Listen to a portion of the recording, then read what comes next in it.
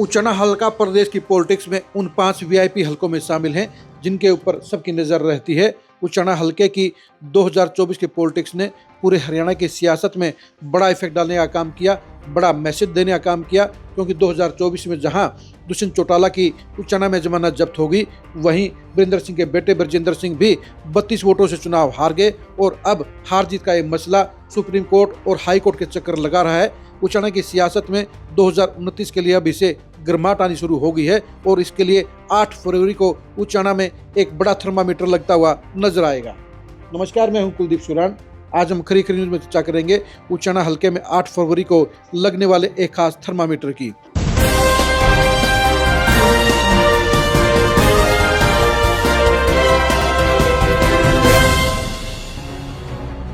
दो 2024 के विधानसभा चुनाव में परिणाम को प्रभावित करने का सबसे बड़ा काम किसी ने किया तो वो वीरेंद्र घोगड़िया थे। वीरेंद्र घोगड़िया ने इंडिपेंडेंट चुनाव लड़ते हुए लगभग 32,000 वोट लेने का काम किया और ये 32,000 वोट डिसाइडिंग साबित हुए। जहां पूरे हरियाणा में कांग्रेस की लहर नजर आ रही थी, वहीं पर वीरेंद्र घोगड़िया के एक मजबूत चुनाव प्रचार ने हालात बदलने का काम किया और ब्रजेंद्र सिंह 32 वोटों से चुनाव हार गए। वीरेंद्र घोगड़िया अब 2029 के लिए भी अपने आप को तैयार करते हुए नजर आ रहे हैं और 2029 की तैयारियों में उन्होंने सबसे पहला काम ये किया है कि उन्होंने 8 फरवरी को अपने गांव घोगड़िया में मिलन समारोह का आयोजन किया है और भाईचारे के भोज का आयोजन किया है। और इस मिलन समारोह और भोज के लिए उन्होंने पूरे हलके के सभी गाँव में घूमकर न्योता देने का काम किया है। आप खुद सुनिए कि इस मिलन समारोह के लिए वीरेंद्र घोगड़िया ने क्या संदेश देने का काम किया है, किस तरह से न्योता देने का काम किया है।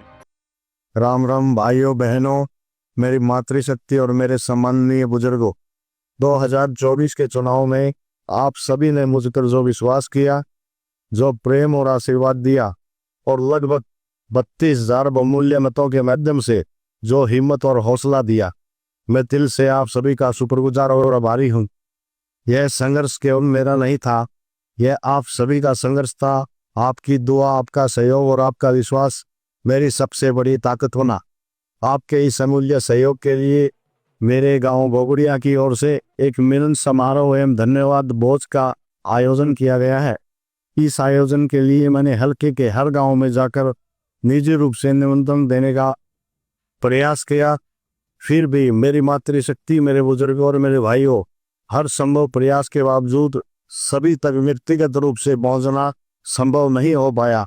इसलिए आप सभी से हाथ जोड़कर विनम्र निवेदन करता हूं कि 8 तारीख को गांव घोगड़िया में आयोजित इस मिलन समारोह में पधारकर इस आयोजन की शोभा बढ़ाएं। आप सभी की उपस्थिति मेरे लिए अत्यंत सम्मान और प्रेरणा का विषय होगी। आप सबका बहुत बहुत धन्यवाद। आपने सुन लिया होगा कि वीरेंद्र घोगड़िया जहां 2024 की कहानी बता रहे हैं, वहीं इलाके के लोगों को अपने मिलन समारोह में आने के लिए न्योता भी दे रहे हैं, वो इमोशनल अपील भी कर रहे हैं। जाहिर सी बात है कि इस मिलन समारोह के पीछे एक खास मकसद है। वीरेंद्र घोगड़िया ये देखना चाहते हैं कि 2024 के बाद उनको लेकर हल्के के लोगों के दिलो दिमाग में क्या बदलाव आया है। आज की तारीख में उनके साथ इतने लोग खड़े हैं और हल्के में उनको कितना समर्थन मिल रहा है। इन सभी बातों का जायजा लेने के लिए ही वीरेंद्र घोगड़िया ने ये मिलन समारोह का आयोजन किया है। इस मिलन समारोह के लिए उन्होंने पूरे हल्के के सभी गाँव का दौरा किया और सभी लोगों को न्योता देते हुए मिलन समारोह में आने के लिए आमंत्रित किया है। अब देखने की बात यह रहेगी कि 8 फरवरी को घोगड़िया में वीरेंद्र घोगड़िया के लिए कितना जन समर्थन जुटता है और ये जन समर्थन ही तय करेगा कि वीरेंद्र घोगड़िया की सियासत 2029 के लिए किस रास्ते पर चलेगी। अगर ये मिलन समारोह पूरा भरपूर सफल रहा तो उन्हें नई एनर्जी, नई ऊर्जा मिल जाएगी और वो 2029 के लिए भी जीत की दौड़ में शामिल रहेंगे। और अगर उनका ये मिलन समारोह फेल हो गया तो उनकी सियासत के लिए पहले ही खतरे की घंटी बज जाएगी और 2029 के लिए उनकी संभावनाओं पर सवालिया निशान लग जाएगा। फिलहाल वीरेंद्र घोगड़िया पूरी शिद्दत के साथ, पूरे जज्बात के साथ इस मिलन समारोह को कामयाब करने के लिए जुटे हुए हैं। उनकी टीम भी इस समारोह के लिए पूरे हल्के के अपने संपर्कों, अपने दोस्तों और रिश्तेदारों को लाने के लिए हर मैनेजमेंट करने का काम कर रही है। अब 8 तारीख को ही पता चलेगा कि वीरेंद्र घोगड़िया का ये मिलन समारोह उचाना की सियासत में क्या गुल खिलाने का काम करता है और क्या इम्पैक्ट डालने का काम करता है।